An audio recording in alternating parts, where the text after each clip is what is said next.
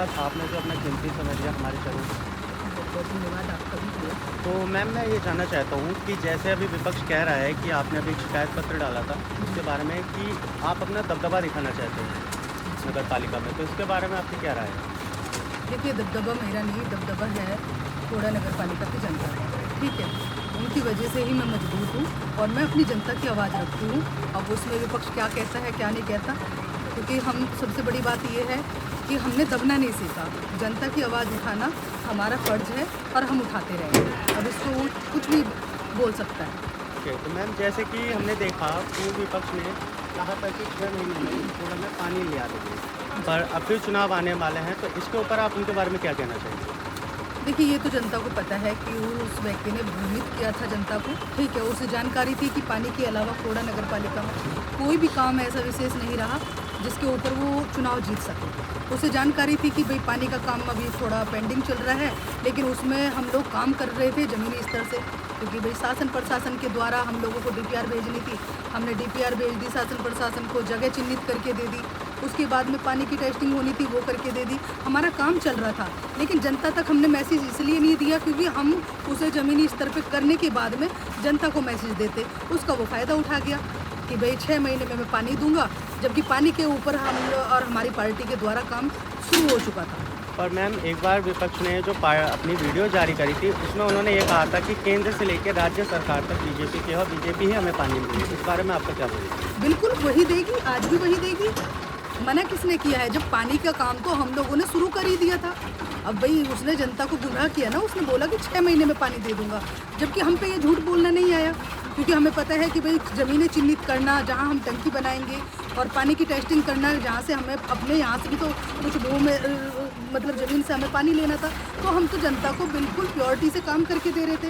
और आज भी भारतीय जनता पार्टी देगी पानी, क्योंकि उसने तो कहा था कि 6 महीने में पानी दूंगा, अपनी 150 बीघा ज़मीन बेच कर दूंगा। अब देखिए, जनता जान रही है उसको कि कहाँ 150 बीघे ज़मीन बेची उसने।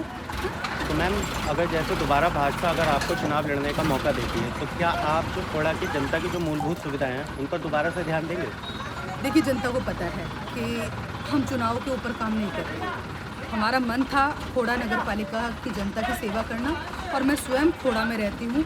मेरा खुद का मन है कि मैं खोड़ा को बिल्कुल लंदन पैलेस बनाऊँ, और मैंने काम भी किया है। भाई जिस वक्त मैं नगर पालिका अध्यक्ष बनी हूँ, घुटनों के बराबर यहाँ कीचड़ और पानी भरा करते थे, हैं? और उसको मैंने 2 साल के अंदर 3600 गलियाँ बनानी मामूली बात नहीं होती। 3600 गलियाँ साथ के साथ 2 साल के अंदर 3600 गलियाँ भी दी, जगह जगह नए खंबे, लाइटें दी, 2 सरकारी स्कूल दिए, 1 अस्पताल दिया, जगह जगह महापुरुषों के गेट बनाए, और बहुत सी ऐसे काम हैं जो कि मैं जितने गिनवाऊँ आपको उतने कम हैं। ये 2 साल का कार्यकाल में मुझे मिला, और कोरोना काल में भी मैं घर में नहीं बैठी थी।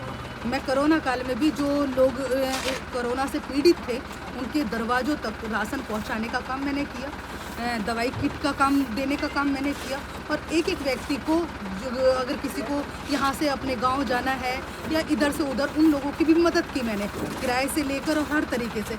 ये सब कहने सुनने वाली बात है कि चुनाव में अगर जीत जाते हैं तब सेवा होती है, ऐसा नहीं है। हम तो आज भी सेवा कर रहे हैं, कल भी कर रहे थे और आगे भी करते रहेंगे। तो मैम जैसे कि अभी हाउस टैक्स के ऊपर गाड़ी घुमाई जा रही है रिक्शा में और लोगों से कहवाया जा रहा है कि आपने अगर हाउस टैक्स नहीं भरा है तो आप पे कार्रवाई होगी, तो इस विषय में आपका क्या कहना है जब आपका कार्यकाल था? देखिए, हम लोगों ने बहुत हेल्प करी जनता की, और मैंने तो 2 साल का जो टैक्स था वो माफ़ भी किया, ठीक है? अध्यक्ष महोदय को और बोर्ड को राइट होता है, और उसके बाद हम लोगों का कहना यही था कि देखो, मूलभूत सुविधाएं मिल जाए तो जनता खुशी खुशी देती है।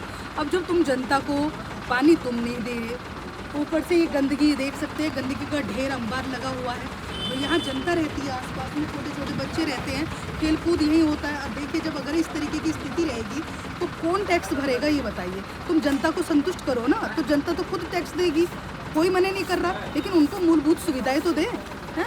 सुविधा इनको देनी नहीं है, टैक्स पे ब्याज लगा के इन लोगों को डंडा करना है।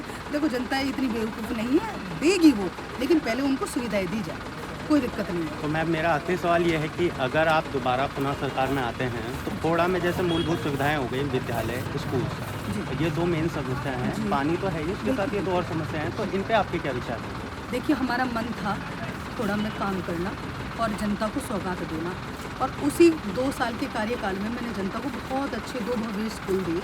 आप देख सकते हैं वो स्कूल का मॉडल इतना अच्छा है कि आपके दिल्ली नोएडा के स्कूलों को भी फेल कर रहा है, ठीक है। एक अस्पताल भी मैंने अपने कार्यकाल में बनवाया। अगर मुझे मौका मिलता तो मैं इस स्कूल को जो 2 हैं इनको 5 भी करती, इनको 10 भी करती और अस्पताल भी मैं बनवाती। लेकिन अभी कार्यकाल मेरे हाथ से छूट गया है।